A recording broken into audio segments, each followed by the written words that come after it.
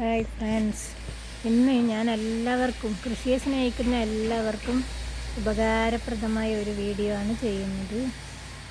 ഇത് ഈ തൈത്തടത്തിലുള്ള വാഴ എല്ലാം ഒടിഞ്ഞു പോയി. അതിൻ്റെ എല്ലാ ഭാഗവും കീറി കഷ്ണാക്കി ഈ തൈത്തടത്തിൽ തന്നെ നല്ല ഒന്നാന്തരം കമ്പോസ്റ്റ് വളമാക്കേണ്ട ജൈവവളമില്ല, അതാക്കേണ്ട രീതിയിലാണ് തറച്ച് കൂട്ടിയിട്ടുള്ളത്. കണ്ടോ,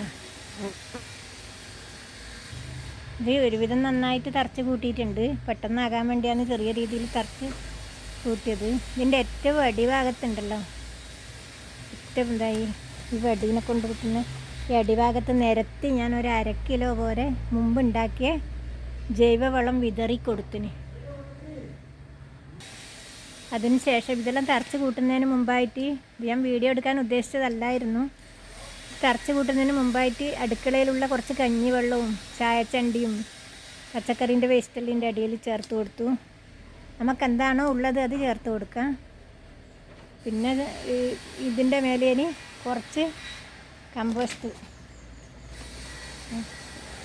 ഈ ബക്കറ്റിൽ കണ്ടോ ഞാൻ മുമ്പുണ്ടാക്കിയതാണ്, അതിൽ നിന്ന് കുറച്ചെടുത്ത് വിതറിക്കൊടുക്കണം. ഇതന്നെ വിതറിക്കൊടുക്കണം എന്നില്ല. ചാണകവെള്ളം ഉണ്ടെങ്കിൽ ഈ കമ്പോസ്റ്റ് വെള്ളത്തിൻ്റെ ആവശ്യം വരുന്നില്ല. ചാണകവെള്ളം നേർപ്പിച്ചിട്ട് ഇതിൻ്റെ മേലെ കൂടി ഇങ്ങനെ നനച്ച് കൊടുത്താൽ മതി.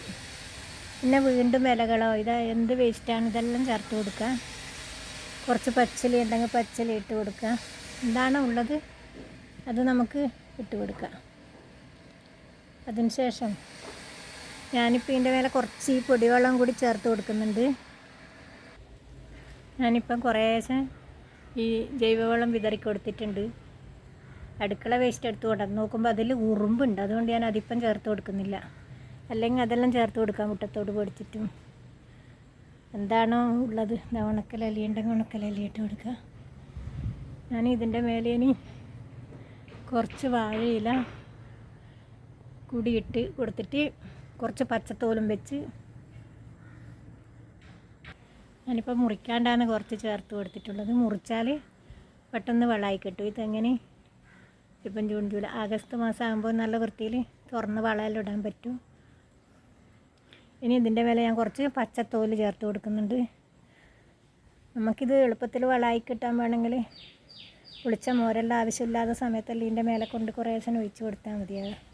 ചാണകവെള്ളം ഉണ്ടെങ്കിൽ എല്ലാം പെട്ടെന്ന് ആവും. എന്നിട്ട് 2 ആഴ്ച കൂടുമ്പോൾ ഒന്ന് ഇളക്കി ഇട്ട് കൊടുക്കുക. ഇളക്കി മറിച്ച് ഒന്ന് കൊടുത്താൽ നല്ല രീതിയിൽ പെട്ടെന്ന് വളാകാൻ സാധിക്കും. ഞാൻ പിന്നെ കുറച്ച് വാഴയില ഇട്ട് കൊടുത്തു. ചീമക്കൊന്നേൻ്റെ കുറച്ച് ഇല ഇട്ട് കൊടുത്തു. ചീമക്കൊന്ന ഇല്ലെങ്കിൽ കമ്മ്യൂണിസ്റ്റ് എന്തെങ്കിലും പച്ചില മുറിച്ച്, ഇത് ഞാനിപ്പം കുറച്ച് വലുതായിട്ടാണ്, ചെറുതായിട്ട് അരച്ചിട്ടിട്ടാൽ പെട്ടെന്ന് ജൈവ വളാകും. ഇനി ഇതിൻ്റെ മേലെ ഞാൻ കുറച്ച് പച്ച വാഴയില ഇടുന്നുണ്ട്. ഇപ്പം മഴയായതുകൊണ്ട് ഇനി വെള്ളമൊന്നും നനച്ച് കൊടുക്കണ്ട, അല്ലെങ്കിൽ വളാകാൻ വെള്ളത്തിൻ്റെ ആവശ്യമുണ്ട്. അധികം വെള്ളം വേണ്ട, എന്നാലും എപ്പോഴും ഒരു നനവ് വേണം, എങ്കിലേ വളാവുമല്ലോ. ആ നനക്കുന്നത് എപ്പോഴും ചാണകപ്പൊടിയോ കഞ്ഞിവെള്ളം ഇല്ലാത്തവരാരും ഉണ്ടാവില്ലല്ലോ. ചാണകപ്പൊടി ഇല്ലെങ്കിലും എന്തെങ്കിലുമൊക്കെ ചെടികൾക്ക് ഉപയോഗിക്കാം. ഞങ്ങൾക്ക് ഒറ്റൊരു തെങ്ങാണെങ്കിലും ആ തെങ്ങിന് ഉപയോഗിക്കാം. ഇതിന് പ്രത്യേകിച്ച് ചിലവൊന്നുമില്ലല്ലോ. വീട്ടിലുള്ള സാധനങ്ങൾ മാത്രം, വീട്ടിന് ചുറ്റുപാടുള്ള സാധനങ്ങൾ മാത്രം ഉപയോഗിച്ചിട്ട് ഇത് നല്ല രീതിയിൽ ഉണ്ടാക്കാം.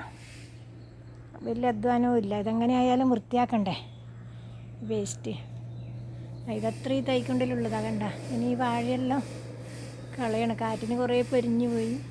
ഈ വാഴയെല്ലാം തെങ്ങിൻ്റെ വളം വലിക്കുന്നതുകൊണ്ട് തൈക്ക് വളവും കുറവാണ്. ഈ വളം തികച്ചു ഇതിനാക്കിയിട്ട് ഈ ഒരു തൈക്കന്നെ ഇടാനാണ് എൻ്റെ തീരുമാനം. ഇനി ഇതിന് ഞാൻ കുറച്ച് ഇല വെച്ചും കൊത്തിക്കൊടുത്തിട്ട് കുറച്ചും കൂടി പൊടിവെള്ളം ഇട്ട് കൊടുക്കും. ഞാൻ വീണ്ടും കുറച്ച് ചാണകപ്പൊടി ഇട്ട് കൊടുത്തു. വീണ്ടും ഞാൻ പച്ചില ഇട്ട് കൊടുത്തു. വലുതായിട്ടും ഞാൻ ഇട്ട് കൊടുത്തത്. പിന്നെ ശ്രദ്ധിക്കേണ്ട കാര്യം, ഇങ്ങനെ പരത്തി ഇടാൻ പാടില്ല, കൂനലായിട്ടിടണം. പരത്തിയിട്ടാൽ ഈ മഴക്കാലത്ത് വെള്ളം കെട്ടി നിൽക്കും. വെള്ളം കെട്ടി നിൽക്കരുത്. മഴ പെയ്തേരം കുറച്ച് നേരം വെള്ളം നനഞ്ഞാൽ ഒന്നും പ്രശ്നമില്ല. എല്ലാ സമയവും വെള്ളം ഉണ്ടാകും. മണ്ണരിയും ഈ ബാക്ടീരിയ എല്ലാം പെട്ടെന്ന് നശിച്ചു പോവല്ലേ. ആ വെള്ളം ഇങ്ങനെ ഒരേ കെട്ടി നിൽക്കുമെല്ലാം ചെയ്യുമ്പോൾ ഇങ്ങനെ ആയാലാണ് ഇങ്ങനെ ആകണ്ടേ. ചാണകപ്പുഴുവും മറ്റുള്ളെല്ലാം നന്നായിട്ട് ഉണ്ടാകാൻ ഒരു കൂനലിൻ്റെ രൂപത്തിലാണ് വേണ്ടത്. വേനൽക്കാലമാണെങ്കിൽ നിരത്തിയിട്ടിട്ട് നനച്ച് കൊടുത്താൽ വെള്ളം നനവ് പെട്ടെന്ന് മണ്ണ് ഫുള്ളും വലിച്ചെടുക്കുമല്ലോ. ഇപ്പം ആകുമ്പം ഈ നനവിങ്ങനെ കൂനലായാൽ നന്നായിട്ട് പെട്ടെന്ന് വളമാവും. പിന്നെ ഇനി ഒന്നും കൂടി ഒരട്ടിയും കൂടി ഞാൻ ഇല ഇട്ട് കൊടുക്കലാണ്. ഞാനിപ്പം ഇത്രത്തോളേ ആക്കുന്നുള്ളൂ. ഇന്നും ഇങ്ങനെ വളം ഉണ്ടാക്കാൻ പറ്റിയ സാധനങ്ങൾ ഇഷ്ടം പോലെ ഉണ്ട്. ഞാൻ ഈ ഇലയും ഇട്ട് കൊടുത്തു. ഇനി 2-3 ദിവസം കഞ്ഞിവെള്ളം കുറച്ച് നനച്ച് കൊടുക്കും. പിന്നെ ഞാൻ ഇനിയൊന്നും ചെയ്യുന്നില്ല.